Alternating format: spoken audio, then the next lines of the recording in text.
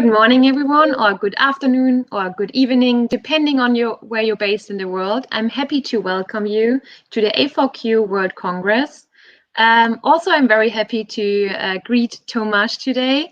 He will hold a presentation, and I'm happy to have you here, and I'm excited to hear your presentation. And now I'm handing over to you. Thank you for being here today. Thanks a lot, Jelena, and nice to meet you, everyone. Good morning, good afternoon, good evening. Let me share my video.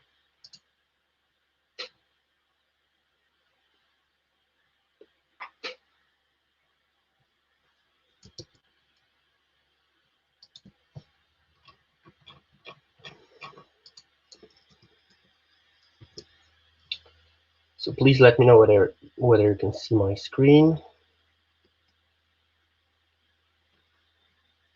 I believe yes. So once again, hello everyone. My name is Tomasz Prus, and I'm a content design manager at Atlassian. I used to be a global documentation manager at companies like Unit4, Nokia networks. I used to be a technical writer as well. Currently, I'm a lecturer at Wroclaw University and co-organizer of Meet Content Meetup in Poland, but I'm also an ITCQF trainer. Privately, I'm a husband, proud dad of 2, and also football maniac and coffee addict. So first of all, I'm gonna bust some myths about documentation, because documentation, people tend to say documentation is like Yeti. Everyone's heard, nobody saw. And people tend to say also that no one reads it anyway, because it doesn't bring any value and it's not helpful. And when you work in agile documentation, in agile software development, you probably know Agile Manifesto, working software over comprehensive documentation. So for many people, it means no documentation at all. Many people tend to say writing documentation is very easy because it's just copy and paste. But is that really true? What do we actually mean by documentation? I always try to divide it into 2 parts. Internal documents, everything you share inside your organization, inside your company, which covers designs, specifications, or Teams documentation. But what is more important, and this will be my focus today, external documentation, customer-facing documents like process documentation, training materials, and product documentation, because this talk is about product documentation and the importance of standards and standardization in this field. But why do we really bother? If you ask this question, I have a really simple equation that can answer all your doubts. Because lack or bad documentation means more queries from your customers, and more queries from customers means more work for R&D, more work for customer support, basically more work for your team. And more work, it means less time for creativity, less time for fun stuff. So maybe it's worth to invest a little bit of time and think about documentation, whether it's important or not.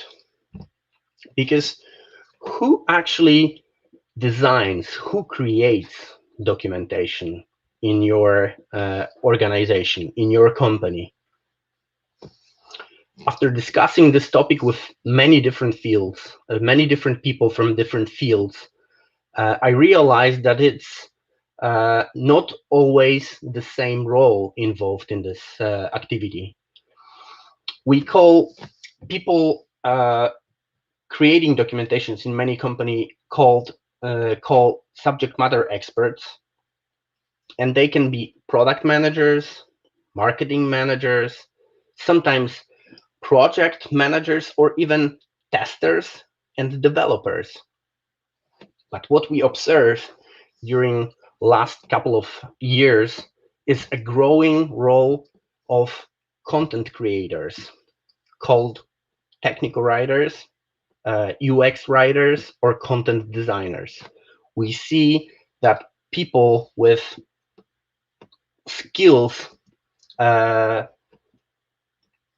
people having skills like product knowledge, language skills as well, can present complex ideas in a very easy to understand manner. They just reduce the complexity of the content and they present it in a very clear and simple language. They always digest, filters, and in many times removes unnecessary information and delivers only what is needed for the end users. Why they are good in their roles? Because they have a bigger picture. They understand the product. They don't look only at one feature, but have understanding of a bigger, complex machinery, I would say. I call technical writers, I call us a bridge between R&D, research and development, and customers. And the reason why I do that is technical writers have that empathy. They can put themselves into customer shoes, understand their problems, and solve them, give them a little bit of more understanding and empathy. I must say, in many times we see skills technical writers have are also relevant to improve designs, to identify problems in the development phase, which is also a big asset.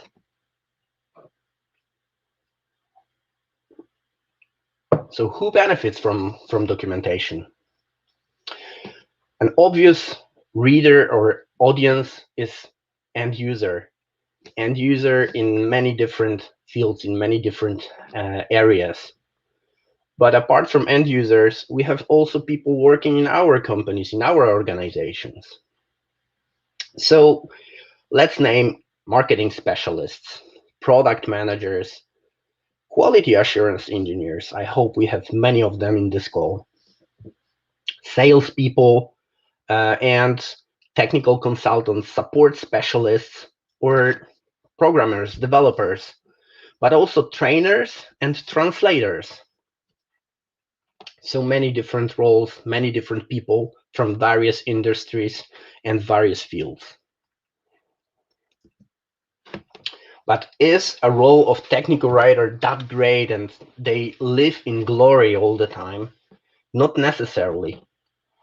They also have challenges. For example, they don't know their audience because they work, I would say, they work distant from the customers. There is a barrier between them and end users, so they cannot actually talk to them face to face in many times. New people have no idea how to localize and translate their content.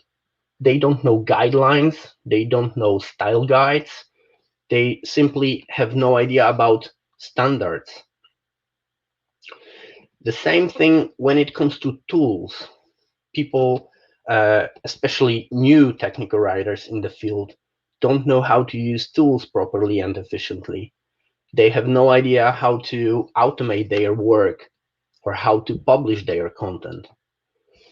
And they have many challenges in communicating with people. They have no idea how to get the information, how to process that information, or sometimes they don't even know their organization, so they have no idea who can help them.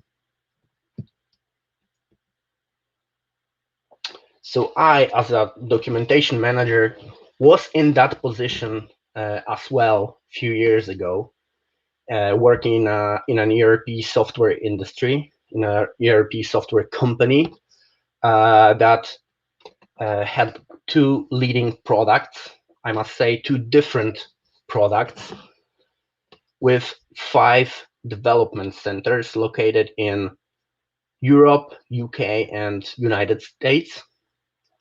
I had a team of 14 technical writers. 4 of them were very experienced, 10 of them pretty new to the field. Teams were collocated as well, and we had over 50 Scrum teams. Some of them were feature teams, some of them were responsible for the maintenance, but there were many teams working on various areas. We had hundreds of customers and thousands of end users, and there was a really strong need for standardization in the documentation area because, as I mentioned, those products were slightly different.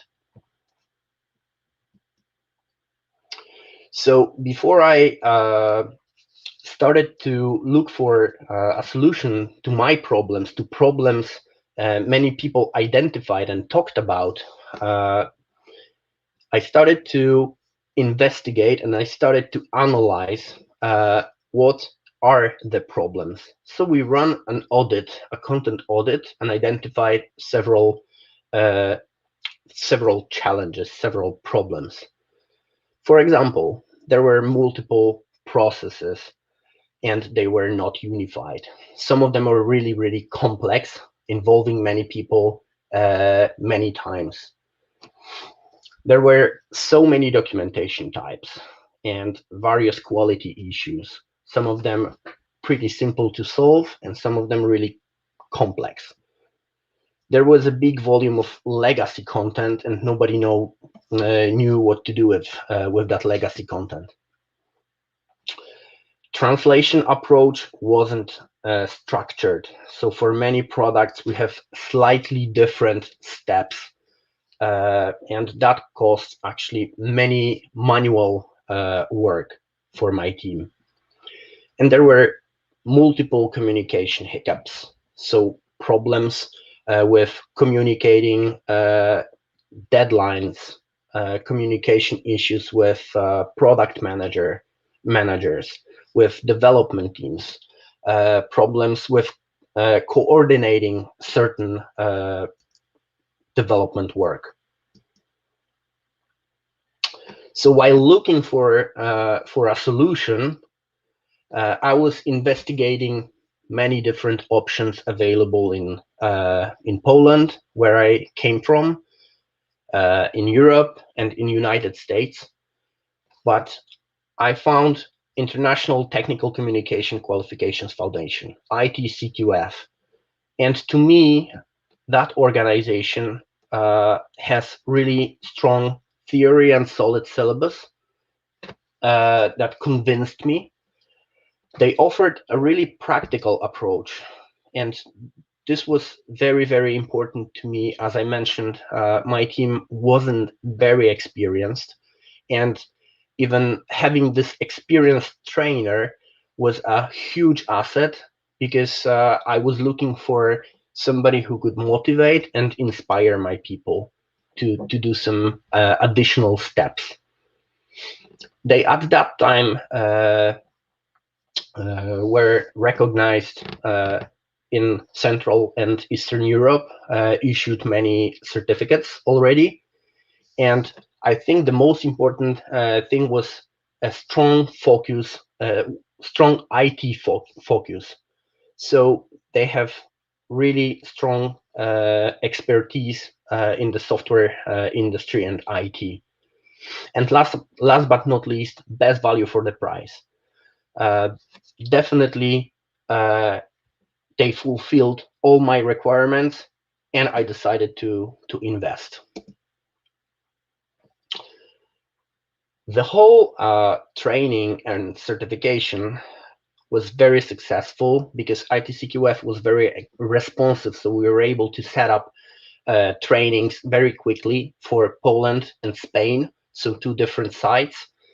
And I invested around 7,000 euros in trainings and certification for 10 technical writers. And I estimated, after all, the cost of internal or onboarding to 20,000 euros. So you can see with this graphic that it was really worth it. And besides the price, so when you compare the price, it's not all, because training gave me lots of benefits. Thanks to the training, we learned a lot about unified approach to certain processes like planning, review, publication, and maintenance. So we improved communication flow with main stakeholders, and we reduced the number of documentation types from 11 to 4, which was a very significant number. We established clear ownership and responsibilities for key processes. We increased visibility for the team and boosted employee satisfaction. I must say that the last point is extremely important, especially for employees, because in many cases, like a physical evidence of their skills and expertise is the only factor for them to stand out and be visible in the market. How does it look from trainee perspective? Because I was also one of them. So ITCQF is training is performed as a 2 days course covering six main chapters: fundamentals, documentation types, process, design management, and tools. And as I mentioned, it's run by experienced professionals. So they actually mix theory and practical examples. In my training, there was a possibility to ask many questions, have open discussions, and work in groups, which was also very beneficial because it actually integrated the team even more. ITCQF was offered at that time as a classroom training, but now it's also offered as a virtual classroom. And after the training, you can have a remote examination. Many of you can see obvious similarities between ITCQF and ISTQB. And that's nothing bad, because actually those certification programs are similar in many ways. For example, structure of the syllabus, format of those trainings, clearly define examination paths as well, and even same exams providers. So you can see it's pretty similar, I would say. Last but not least, my personal ITCQF journey. So as a manager seeking training for a team, I was very much interested in finding a good organization that not only provides training, but also offers some expertise in the field. And I found ITCQF. I was certified technical writer after the course. I have my own certificate, as you can see. And I was so much impressed with the whole organization and content that at some point in time I asked ITCQF organization whether I could be one of them. And here I am. I'm now ITCQF trainer, offering courses in Polish and English. So I recommend ITCQF to anyone especially from the software industry, but from many other industries. You can always also benefit from the training and examination. And basically, that's it from me. If you need any more information about ITCQF, you can find them on the slide. You can see the website address, phone number, office address as well. Find us also in social media, Facebook, Twitter, LinkedIn. Visit our website. And that's it. Thank you very much.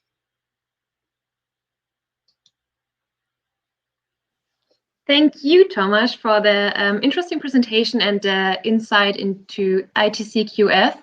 Earlier, you said that you will be available at the ITCQF booth at the Virtual Congress Hall. So check out the website, a4qworldcongress.com.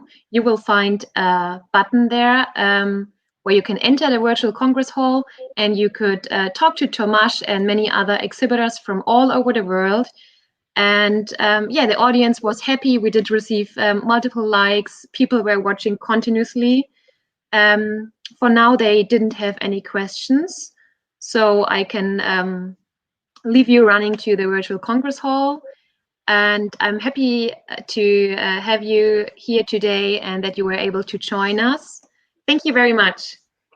Thanks a lot, and thanks for having me here. Okay, thank you. Goodbye, everyone. Goodbye.